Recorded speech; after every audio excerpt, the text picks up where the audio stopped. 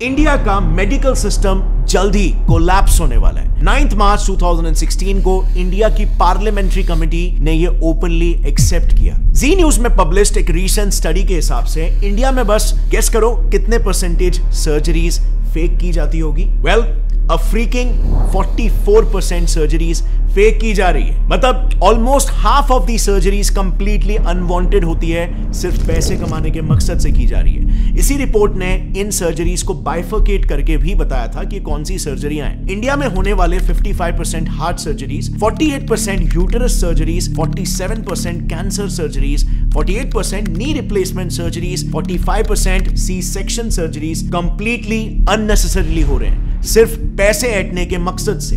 Reason सिर्फ और सिर्फ एक, कॉर्पोरेटाइजेशन ऑफ हॉस्पिटल्स, यानी कि हॉस्पिटल्स को भी कॉर्पोरेट कंपनीज की तरह टारगेट और प्रॉफिट सेंट्रिक बना देना। एक काफी इंटरेस्टिंग रिसर्च पेपर है जिसमें रिसर्चर्स ने महाराष्ट्र के टॉप हॉस्पिटल्स के 43 specialist doctors, senior government x officials और कॉर्पोरेट हॉस्पिटल्स के मैनेजर्स को तक इंटरव्यू किया, ताकि वो इन हॉस्पिटल्स में जो कंपनीज की तरह ही टारगेट बेस्ड स्ट्रक्चर चल रहा है उसे पब्लिकली एक्सपोज कर पाए। And the results were shocking. So, सबसे पहले तो सैलरीज की बात करते हैं।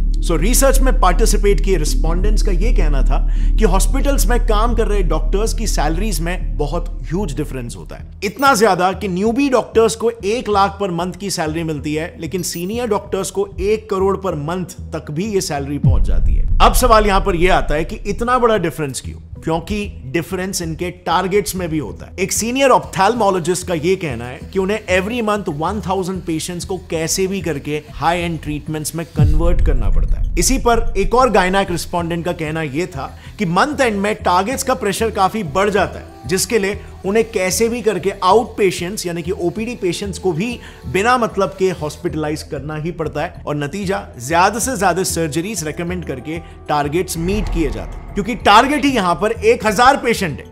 अब आप खुद ही सोचो, हर हॉस्पिटल में हर डिपार्टमेंट, जैसे ऑप्थेल्मोलॉजी में ही ले लो, उसमें मिनिमम 5 से 6 डॉक्टर्स होते हैं और सबको सिमिलर टारगेट्स दिए जाते हैं। तो just imagine hospitals profit and our loss. And by the way, these targets are taken very seriously. उसी रिसर्च में कई सारे सीनियर डॉक्टर्स का यह कहना था कि अगर कोई डॉक्टर अपने टारगेट्स को लगातार 2 महीनों तक मिस करता है तो बिल्कुल कॉर्पोरेट्स जैसा ही उसको वर्बल वार्निंग मिल जाएगी या फिर एक मेमो दिया जाएगा, और उसके बाद भी अगर टारगेट्स मीट नहीं होते तो of course tata bye bye. So आप यहां पर देख सकते हो हॉस्पिटल इंडस्ट्री कैसे एक सर्विस इंडस्ट्री होनी चाहिए, जिसमें कस्टमर, पेशेंट टॉप प्रायोरिटी होना चाहिए, बट यहां पे प्रॉफिट टॉप प्रायोरिटी हो जा रहा है। और bye the way, in targets का ट्रैक भी हॉस्पिटल हायर्ड मैनेजमेंट प्रोफेशनल्स यानी कि MBAs, जो कि बड़े बड़े MNCs में ऑपरेटिंग ऑफिसर्स, एग्जीक्यूटिव, सुपरवाइजर्स ऐसे काम करते हैं, ये लोग बकायदा डॉक्टर्स के इन टारगेट्स का ट्रैक रखते हैं। एंड ऑफ कोर्स यहां पर डॉक्टर्स भी उतने ही डेडिकेशन के साथ ये टारगेट्स को पूरा करते हैं, क्योंकि जैसे हमने देखा उनकी सैलरी बहुत ही हाई होती है, लेकिन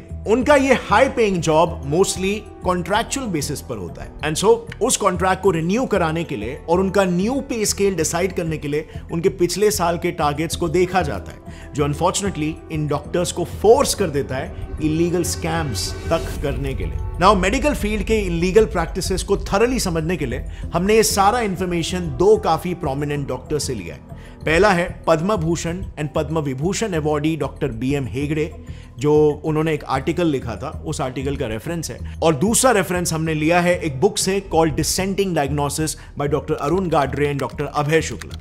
लेकिन काफी ढूंढने के बावजूद भी हमें ये बुक ऐसे पब्लिकली अवेलेबल नहीं मिली, लेकिन हमें बिजनेस इनसाइडर का एक आर्टिकल मिल गया जिसमें उस बुक के कुछ मेन एक्सर्प्ट्स अवेलेबल है। Starting with the first scam, जो इतना घिनौना है कि इंसानियत भी काइंड ऑफ शर्मा जाए, कीपिंग डेड पेशेंट्स अलाइव।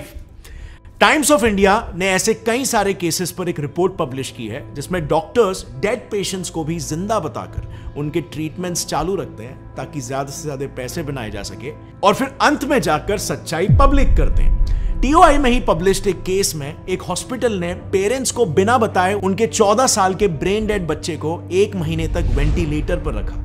1 महीने तक जो बच्चा मर चुका था उसे जिंदा बताया गया और वेंटिलेटर पर रखा, खर्चा जनरेट किया, एंड बाद में हॉस्पिटल गिल्टी प्रूव भी हुआ एंड उनकी फैमिली को 5 लाख रुपए कॉम्पेंसेशन के लिए दिए। अब 5 लाख रुपए मॉनेटरी कॉम्पेंसेशन तो हॉस्पिटल को देने पड़े, बट ये आप और मैं भी जानते हैं कि उस वक्त पेरेंट्स ने जब ये बात सुनी होगी, जब ये सच्चाई उन्हें पता चली होगी, तो उन पर क्या बीती होगी।